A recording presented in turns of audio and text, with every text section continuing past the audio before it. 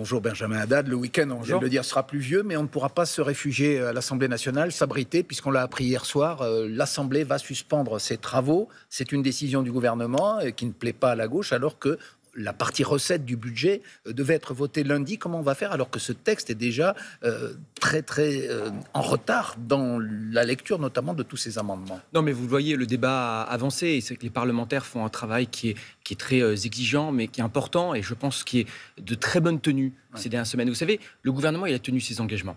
Il avait pris des engagements déjà pour que les débats puissent commencer, notamment de proposer aux parlementaires la suspension de la réforme des retraites et de ne plus utiliser le 49.3, ce qui était une petite révolution. Et c'est définitif. Et certains disent qu'il faudra l'utiliser vu les retards. Mais le gouvernement a tenu tous ses engagements en disant il y a une copie initiale et qui doit maintenant être débattue, amendée, votée par les parlementaires. Une première partie qui a été votée par les députés. Et le débat continue. Moi, je voyage beaucoup en Europe, évidemment, et je vois qu'autour de nous, il y a des pays qui n'ont pas de majorité absolue et qui ont aussi cet esprit de compromis, de coalition pour trouver des consensus. C'est ce que nous faisons aujourd'hui en France. Je pense que ça fait du bien aussi à notre démocratie. Et puis notre pays, il a besoin d'avancer, d'avoir un budget. Monsieur Haddad, vous êtes le ministre en charge des Affaires européennes. Et voilà un domaine, l'Europe, où, contrairement à la tendance générale, les dépenses vont augmenter en 2026 pour atteindre 28,8 milliards d'euros, soit une hausse de presque 6 milliards. Pourquoi la France, la contribution de la France au budget européen augmente-t-elle tant? Il faut expliquer. Tous les 7 ans, les États membres de l'Union européenne et les parlements nationaux votent un budget de 7 ans pour l'Union européenne. Et donc tous les ans, on a une contribution qui est envoyée à l'Union européenne, qui parfois diminue, qui parfois augmente selon les rattrapages de paiement sur certaines dépenses. Mais ce que je voudrais quand même expliquer, c'est que la France est le premier bénéficiaire des fonds européens en Europe. Que ce soit du budget, le premier bénéficiaire, que ce soit par exemple... le premier contributeur aussi, non, on n'est pas le... Alors, c'est l'Allemagne le premier contributeur. Mais par exemple, que ce soit le budget pour nos agriculteurs, c'est 9,5 milliards d'euros par an, que ce soit les fonds pour nos territoires, que ce soit pour nos universités, nos centres de recherche. On est le premier bénéficiaire du plan de relance aussi, qui avait été créé lors de la crise Covid, ou des investissements de la Banque européenne d'investissement. Et puis, cette contribution, c'est aussi un levier d'influence. Si la voix de la France porte en Europe sur les sujets comme l'Europe de la défense, sur les sujets comme l'innovation, encore le soutien à l'Ukraine, c'est aussi grâce à cette contribution. Je le dis parce que ce que nous avons vu hier à l'Assemblée nationale, alors, la majorité... Justement, permettez-moi juste de vous interrompre un instant. On entend la France insoumise et surtout le Rassemblement national dire pourquoi la France ne bénéficie-t-elle pas de rabais comme d'autres pays alors qu'elle est donc une très forte contributrice et qu'aujourd'hui elle doit faire des économies. Et le Rassemblement national dit notamment pour compenser et notamment la suspension de la réforme des retraites, il suffirait que la France baisse sa contribution à l'Europe. Mais ce qu'on a vu de façon très claire hier à l'Assemblée nationale, vous avez une majorité des députés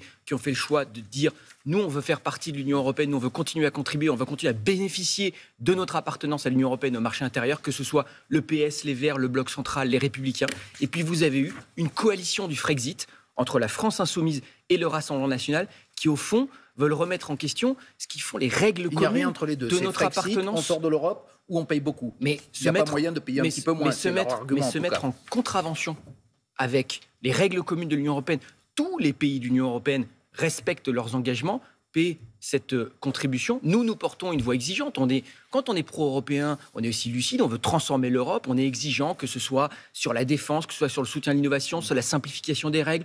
On a des mesures récemment pour que l'Europe se protège aussi contre la concurrence déloyale de la Chine, par exemple, sur l'acier ou sur les véhicules électriques. Ça, c'est la voix de la France qu'il porte. C'est pas en s'isolant, en se mettant en contravention avec les règles, en se mettant sur un strapontin, qu'on va défendre nos intérêts. Nous, on défend les intérêts de la France et des Français, des entreprises, des agriculteurs au sein de l'Union européenne. On ne fait pas le Frexit. On reste dans ce domaine européen avec cette médiation de l'Allemagne. C'est la coopération franco-allemande qui a permis la libération de Boualem-Sansal. Est-ce qu'à cette occasion, on en parlait dans le journal de 8 heures, on assiste, selon vous, à un réchauffement des relations entre Paris et Alger? Ça, c'est la première question. Et puis, comment avoir accepté finalement que la France n'accueille pas directement l'écrivain alors qu'il aurait pu revenir directement sur le sol français? Alors, si vous permettez, déjà, je voudrais remercier l'Allemagne, le président allemand, Steinmeier, qui a joué le rôle d'un tiers de confiance. On a été en lien permanent avec l'Allemagne pour obtenir cette libération qui est Parce que la France seule n'aurait pas pu le faire, c'est ça que vous dites? Mais vous l'avez vu, il y avait eu des relations qui s'étaient dégradées entre la France et l'Algérie. Et au fond, on parlait à l'instant du rôle de la France dans l'Union européenne, mais c'est utile d'avoir des amis, des alliés, des partenaires de confiance, là, dans ce cas, comme l'Allemagne, sur un sujet qui a été une immense inquiétude. et une exigence du président de la République. Il l'a répété à de très nombreuses reprises pour avoir un dialogue franc, respectueux, d'égal à égal, qui défende les intérêts des deux populations entre la France et l'Algérie. On avait besoin d'avoir cette libération. Nous avons des intérêts communs à faire valoir. Je pense à la coopération sur le plan sécuritaire, à la coopération sur le plan migratoire, évidemment. Mais vous confirmez qu'il y a aujourd'hui un vrai réchauffement qui va avoir lieu à l'occasion de cette libération? C'était une exigence du président le de la ministre de l'Intérieur, notamment M. Nunez, va se rendre sur place. Le ministre de l'Intérieur l'avait dit. Et c'est une étape importante, effectivement, dans ce dialogue que nous appelons de nos voeux. Tout autre sujet, Benjamin Haddad, parce que vous êtes aussi un élu parisien, élu du 16e arrondissement de Paris.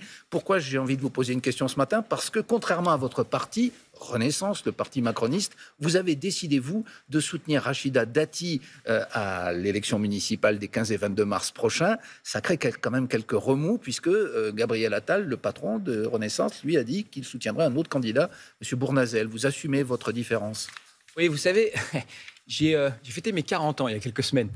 Et de toute ma vie d'adulte, d'électeur, j'ai vu le même parti, la gauche, au pouvoir à Paris. Et j'ai vu 100 000 Parisiens qui ont quitté la ville ces dernières années, notamment les familles qui n'arrivent plus à se loger. J'ai vu les entreprises qui fuient. Je vois une ville qui sombre aussi dans l'insécurité.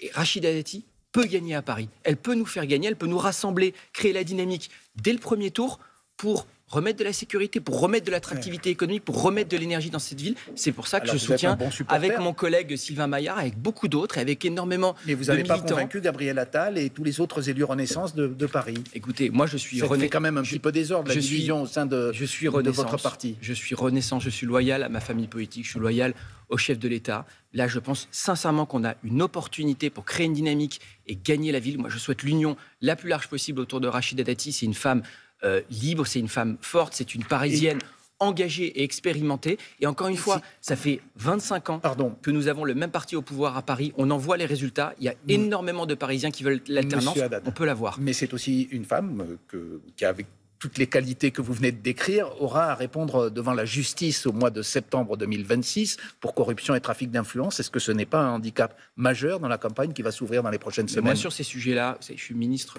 j'ai toujours eu la même ligne qui est la présomption d'innocence. Rachida Dati s'est déjà expliqué sur ces sujets. Maintenant, on va parler des Parisiens, des Parisiennes et de notre projet. Merci beaucoup, Benjamin Haddad, ministre en charge de l'Europe, élu de Paris, et c'est la suite de Télématin. Merci beaucoup.